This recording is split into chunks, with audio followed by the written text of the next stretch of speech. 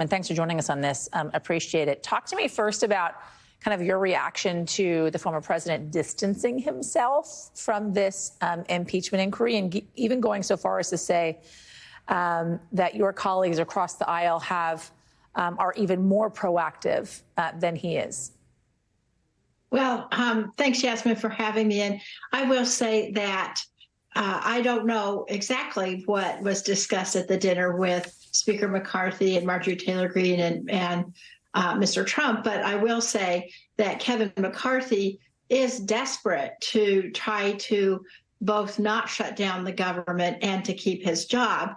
I think what this so-called impeachment inquiry that he started, was really a Hail Mary pass that he took on. He didn't even have the votes to put it on the floor, so he just announced it. He was hoping that his far-right members of the caucus would come into line, and they just laughed. So that didn't work for Kevin. But what's more concerning is it's really an abuse of a very, very serious tool that should only be used in the most extreme circumstances where there's evidence of high crimes and misdemeanors. I want you to expand on that, because you wrote a tweet when this impeachment inquiry was announced, referring to this kind of dangerous tool, as you're putting it.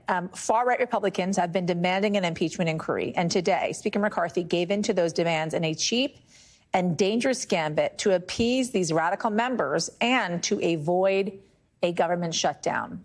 Draw on that.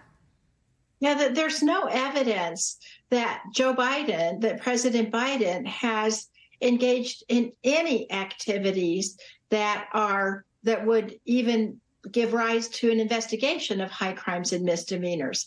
The Republicans have been trying to find evidence ever since they took the majority in January, and they haven't found a thing. And so to suddenly say, well, we're going to launch an impeachment inquiry, that's just an abuse of a system. I've been in Congress for the last 3 impeachments, and all 3 of those, even though I disagreed with the impeachment of Bill Clinton, all 3 of those incidents were based on a event that was quantifiable.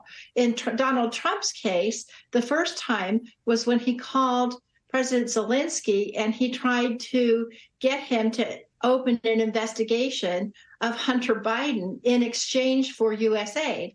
And of course, the second impeachment inquiry was started by the January 6th incitement. And so all of those things had quantifiable evidence. Here, it's just generalized gripes about President Biden. I want to ask you about a pending or potential government shutdown. The House back in session, finally.